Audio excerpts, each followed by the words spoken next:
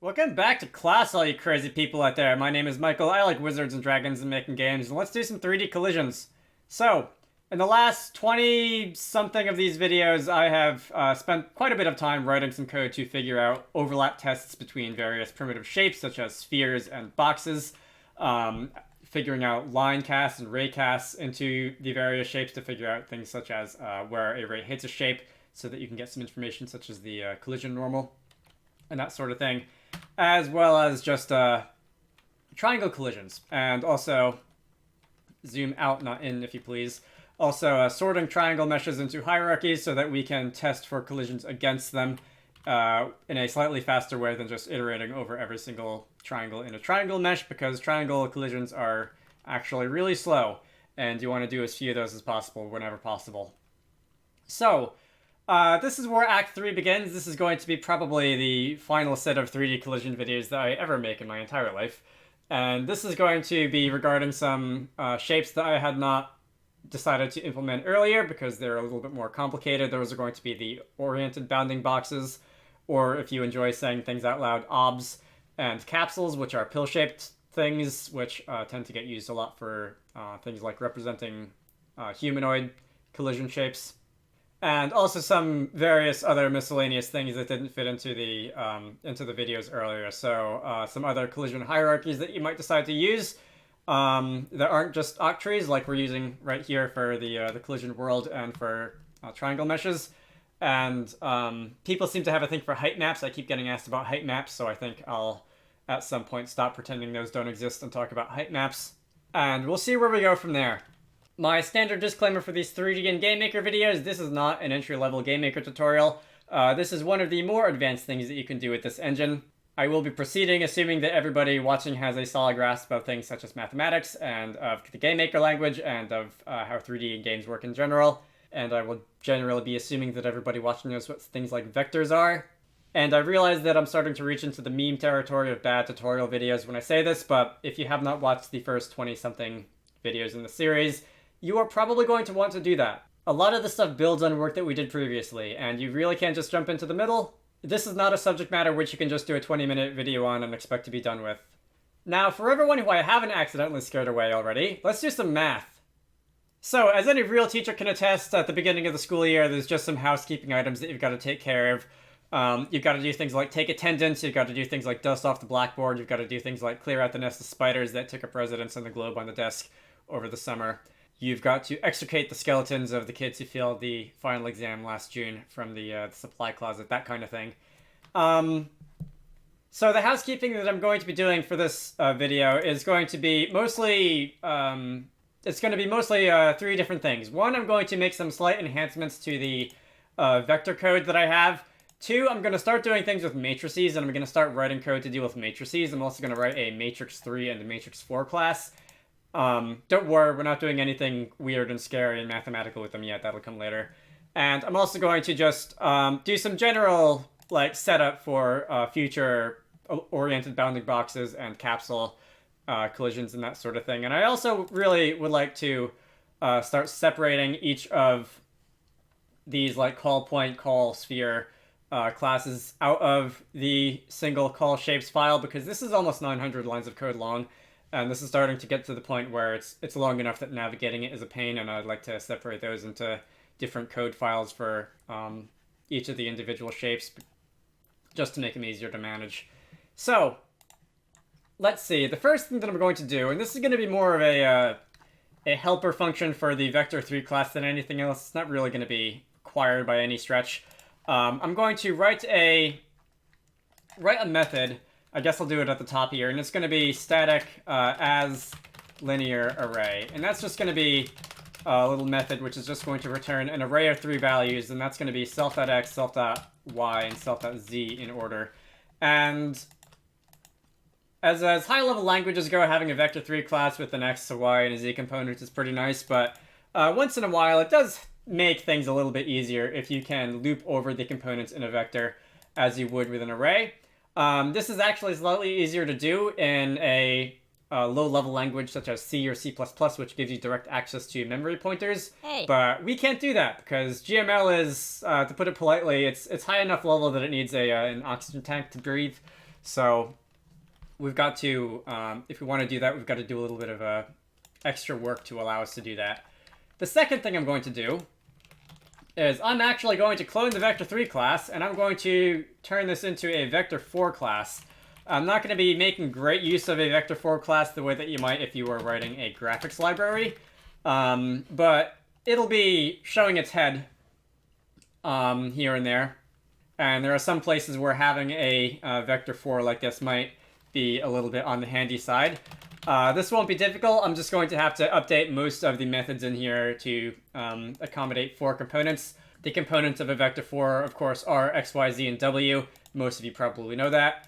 I'm going to add the 4th component to the asLinearArray method for the add, subtract, multiply, and divide methods. I'm going to need to add 4th components, acknowledging the existence of w. There's going to be a little bit of writing code on this video that's just going to be boring typing stuff out, and I'm going to try and minimize the amount of that because I don't think you all just want to hear me saying math words for 50 minutes.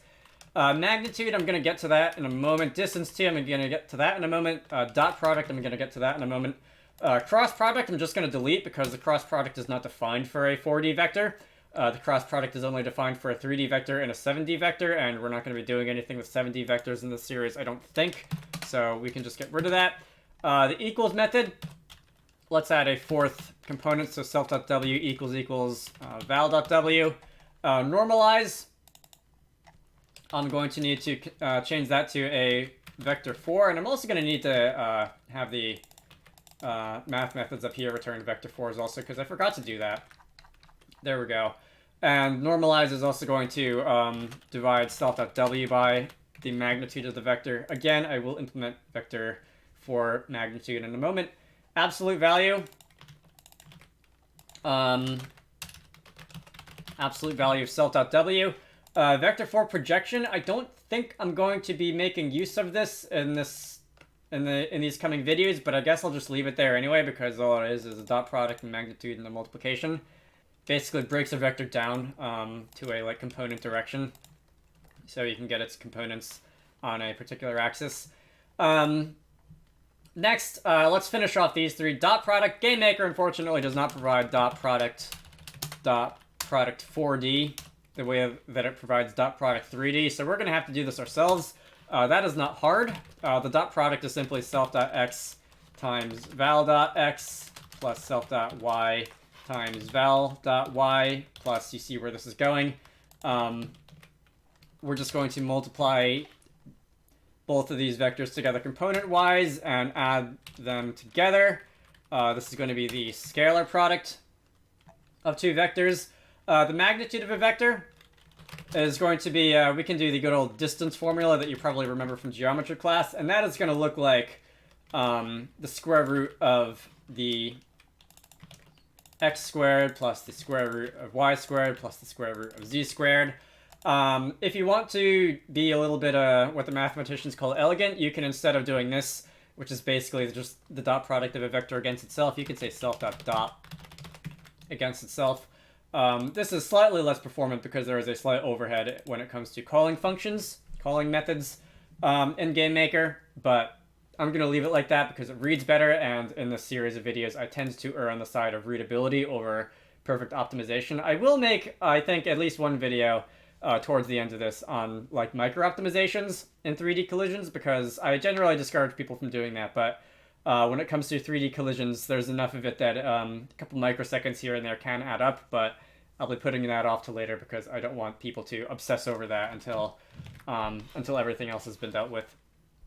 And lastly, the distance2 function. This is the general form of the magnitude function. I don't believe we can do any cheats with this with the dot product or anything, so instead we were going to want to square the difference between self.x and val.x, add that to the square of the difference between self.y and val.y, add that to... The nice thing about the distance formula in math is that the 2D distance formula that you learned in geometry class in high school or whatever, it scales up, so if you want to do distance in 3D or 4D or 15D, all you have to do is keep adding on the square of the difference of that component of the vector that you want to get the distance between. This last one needs to be the square of self.w and val.w. So that is our vector library. And that is probably the last enhancements that I'm going to make to vectors for the rest of the series. I am going to grab GitHub desktop over here. I am going to added some fancy vector for stuff. I'm going to commit that. And I'm going to start talking about matrices. So I'm not going to go overboard with matrices. At least not right now.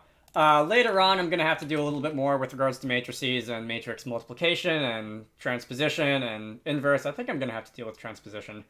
But definitely matrix inverse and multiplication. But for the time being, I'm just going to treat these as data structures. I'm not going to really add any fancy math methods to them. So this is a matrix. I'm going to be dealing with a matrix 3. And I'm going to write a class for that. And I'm going to also have a matrix 4. So we're going to have 3 by 3 matrices and 4 by 4 matrices. If you want to be consistent with names, you could name these something like call matrix 4 by 4 or something like that. But I'm not going to because that's just too much typing for me. So let's pick on a 3 by 3 matrix first. Whenever you write code for matrices from scratch, you have to decide if your matrix is going to be row major or column major. I am going to be going with the row major for these videos because that's basically what GameMaker gives you when you do something like matrix build to create a transformation matrix. And I want to keep it at least a little bit consistent with that. And there's a number of ways, and I'm going to write out, I'm going to just call the each of the values in the matrix something like x1, y1, z1, x2, y2, z2, x3, y3, z3. Some people, when they do matrix things, like to give these values names such as like m00, m01, m02, and so on, and those sort of like the names are the index. But I'm not going to be doing that. I'm going to be going with x1, y1, z1, and so on. And the reason for that is that I'm going to be spending a lot of time thinking of these matrices as basically vectors of vectors. And I'm going to have each of the columns in this matrix 3 being basically a vector 3. And that vector 3, self.x, the column on the left is going to be x1, x2, and x3. So this is going to be the vector of the matrix components named x. Self.y, so the middle vector is going to be the column going down the middle. Vector 3, y1, y2, and y3. And these need to be new, like that, because they're constructors. And self.z is going to be a new vector 3. I'm just going to copy and paste because, once again, I am lazy. And that is going to be the components named z. So if you want a bit of an indication as to how these are going to be laid out, if you were to write this out in like a matrix with square brackets, it's going to be something like this. We're going to have x, y, z being the columns, x1, y1, z1 being the top row, x2, y2, z2 being the middle row, x3, y3, z3 being the bottom row. Next, in the same way that the vectors got a method named asLinearArray, which is just each of these numbers laid out in a sequence in an array, I'm also going to give matrices a method called static asLinearArray, and it's going to do the same thing, but instead of returning 3 values, a matrix 3 is going to return 9, and I'll break this up over multiple lines for readability. We're going to return them in this order, x1, y1, z1, and that means that the order that they'll have to be fed into the array here is going to be self.x.x for x1, self.y.x for y1, self.z.x for the third one. Z.x is going to be this. The column is going to be z, and the first component in that vector is going to be x. And we can do this 3 more times. So self.x.y, self.x.z, yz, like this. Keeping the columns and rows of matrices straight when you write code like this is one of the biggest just constant irritations that I've ever met in game dev, or just like in computers in general. Like, if you took the constant irritation of GameMaker strings being indexed from 1 instead of 0 and multiplied that by like 50, you have an idea of how annoying it is to try and remember whether you're dealing with columns or rows in a matrix. But hopefully once you write it the first time, you won't have to write it again. And I will write a second asArray method for a matrix 3, and that is going to be static asVectorArray. And that is going to return, instead of 9 just GameMaker reals, instead of 9 numbers, we're going to return 3 GameMaker vectors, and that's going to be self.x, self.y, self.z. Not GameMaker vectors, but vectors that we wrote, and that's just going to return each of these vectors in order. As linear array isn't going to be immediately useful to us, but when you try and deal with like the individual contents of a matrix, it starts to become a handy thing to have. And if you want to do things like convert to a GameMaker array, it's right there. And as vector array is useful if you want to deal with particularly orientations, because as I'll get to in a minute, if you have a transform matrix, the rotation part of a 4x4 transform matrix is going to be the upper left 3x3, and that's going to be basically a matrix 3 like this. And each of those columns in that matrix 3 you can think of as basically the a vector representing the axes of a coordinate system that has been rotated in space, with respect to whatever rotation that you use to build it. But we'll get to more of that later. That is, I think, all I'm going to do with the matrix 3 class. I'm going to copy this, paste it into the matrix 4 class, and I'm just going to basically do the same thing here, but with a couple more values. So we're going to want x1, y1, z1, and w1, x2, y2, z2, and w2, x3, y3, z3, and w3, and x4, y4, z4, and w4. And instead of instantiating a vector 3, we can instantiate a vector 4. You can have a fourth component that's going to be a w. And you can have a fourth, like, I guess, column that's going to be w1, w2, w3, and w4. And this needs to be, got those backwards, x4, y4, z4, like that. And let me just update this little handy reference comment in there. As linear array, so we're going to want to append a little bit to this as well. We're going to want to return self.w.x to round off the first row, self.w.y on the second row, self.w.z on the third row, and once again, let me copy and paste the fourth one because I'm lazy. This is going to be self.xw, self.yw, self.cw, self.ww, like that. And as vector array, we can also return our fourth column as our vector array. So that's our basic matrix class, and that's where I'm going to leave it mostly. Let's see, added matrix classes. So you may wish to write this as a utility function. What I'm going to do next, you may wish to write this as just building it into the like the constructor. Sometimes, in the same way that you can go from one of these matrix classes that I wrote here to just an array of 9 numbers or an array of 16 numbers like this, it is sometimes helpful to go from an array of 9 or 16 numbers to one of these matrix classes if you want to like communicate in between one of GameMaker's like matrix builds and one of these matrices. So I'm going to modify the constructor so that it can take either a single argument that is an array of the correct size, or it can take 9 individual arguments. I'm going to call the first argument in the matrix 3 constructor something like x1 or array, and then if is array x1 or array, then we can treat this as an array, and we can build the components of this matrix like that. Otherwise, we can proceed as normal and build the array based on just those 9 arguments in order. Hey. Let's see. I'm gonna, because I don't feel like typing out x1 or array 9 times. Var m is going to equal x1 or array. And to put these in order, we're going to have to say m index 0, m index 3, m index 6. Y1 is going to be m index 1, z1 is going to be m index 2. And let me just fill these in like this. And this is going to allow us to populate a matrix 3 object based on the contents of an array. And once again, make sure that these are in the correct order.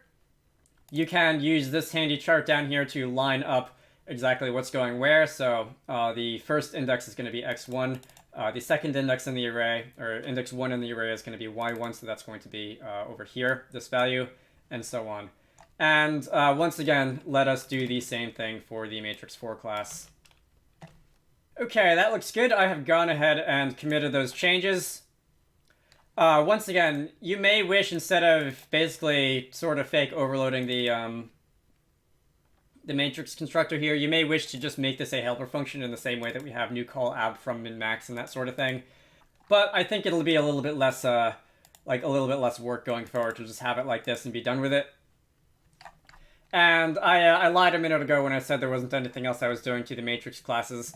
Going in between matrix 3 and matrix 4, I mentioned the upper left 3x3 of a 4x4 transformation matrix being basically the orientation part, and also the scale, but we won't talk about scale here. And it is sometimes helpful to be able to get a 4x4 transformation matrix that contains just the rotation information from a matrix 3. And it is also sometimes helpful to be able to get just the 3x3 that is the orientation information from a 4x4 transformation matrix. And just to make it a little bit easier to go back and forth between those, I will write another set of helper functions, and that is going to be static get. Do I want to call, I'll call it get rotation matrix, and that can be once again a function, and this is going to return a let's say a new matrix 4, and it is going to contain a number of values. It is going to contain basically the upper 3x3, just as they are like this.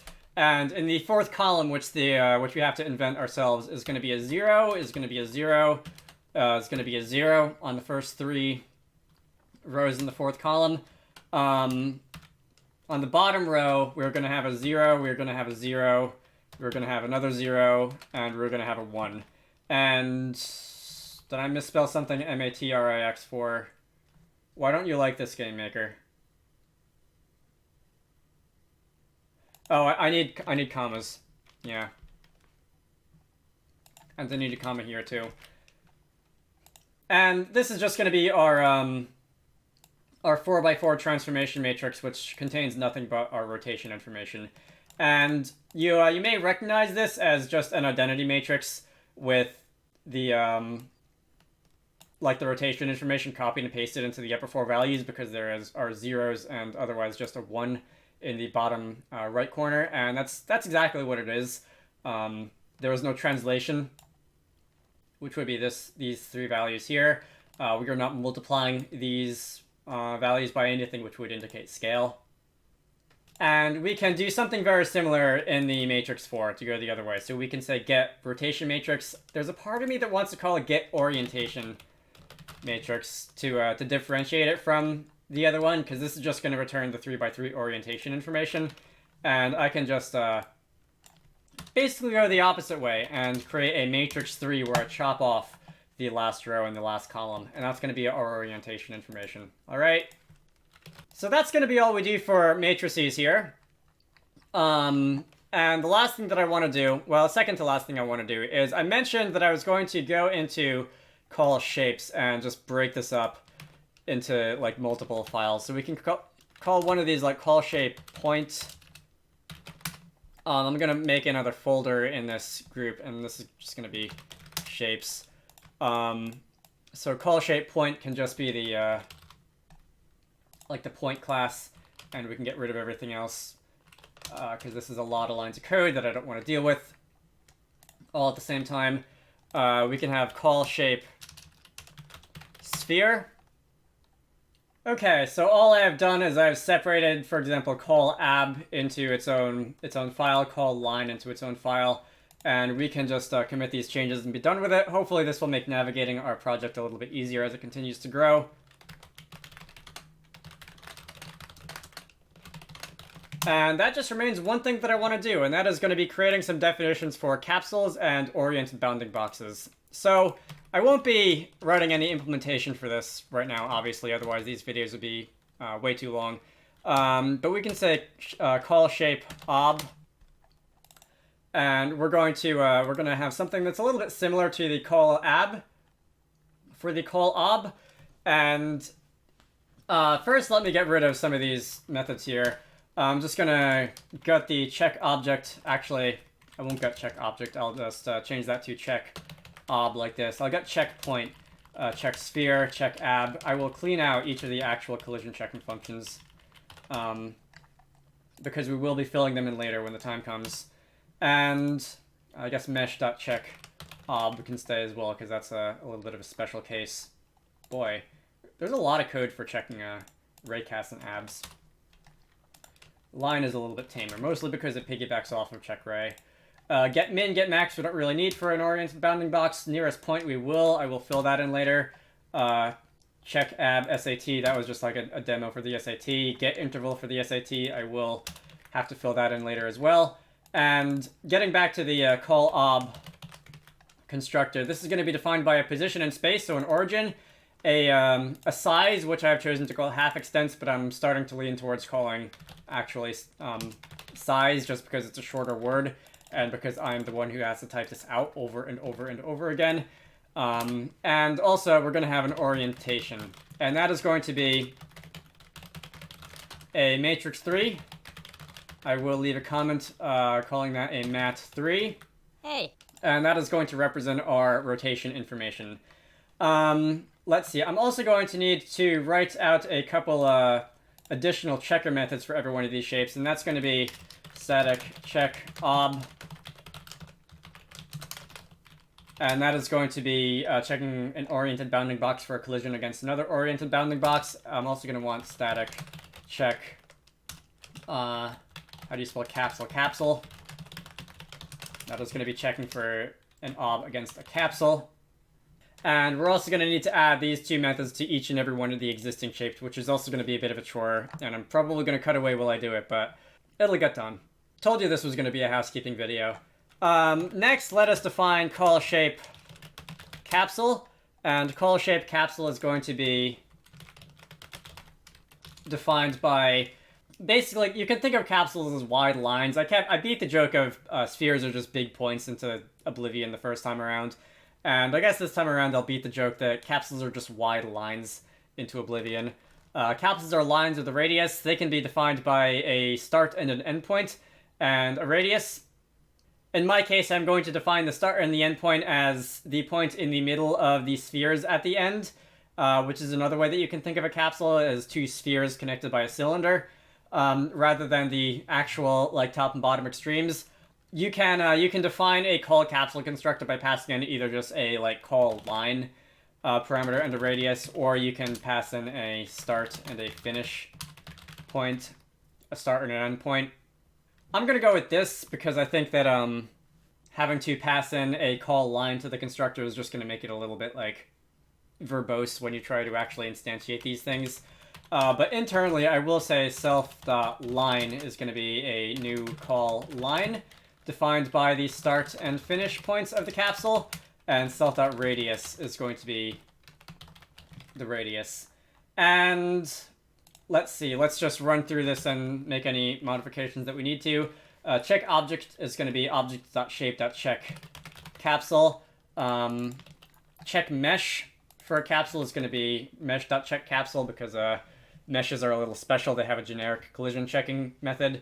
And I think everything else, check ray is fine, check line is fine. Nearest point I don't think we'll be doing, and check interval doesn't make sense because we're not going to be doing SAT tests on capsules. Alright. And with that in mind, let me just run through all of the existing shapes and do the extremely boring and tedious job of writing out check ob, check capsule methods, which are all just going to be turning it around. So we're going to be saying the abs check ob method is going to be return ob.check ab self. And the fact that I get to say that out loud once in my life just makes me the happiest Dragonite. And The same thing for capsule. We can say ab.check capsule is going to be turned around to capsule.check ab.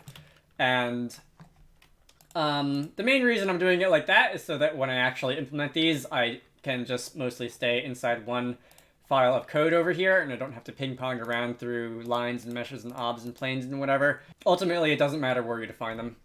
And once again, hopefully for the last time, I am going to cut away, and I'm going to just do this all on my own, because you really don't want to watch me copy and paste all this many times. Okay, that was fun. I'm just going to scan through the files in GitHub Desktop to make sure it looks like I did everything correct. So far, it looks good. Of course, the ray shapes have to have their hit info passed in as a parameter, because raycasts have some special information that they return via that. All right.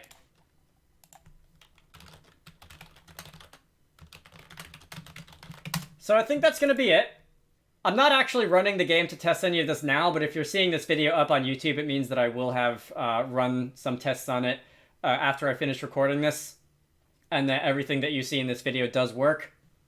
Next time, I will be implementing OBBs. I will be implementing oriented bounding boxes. I'll be trying to at least get through all of the primitive shape collision checks with oriented bounding boxes, but considering how many shapes there are now, that might end up taking more than one video.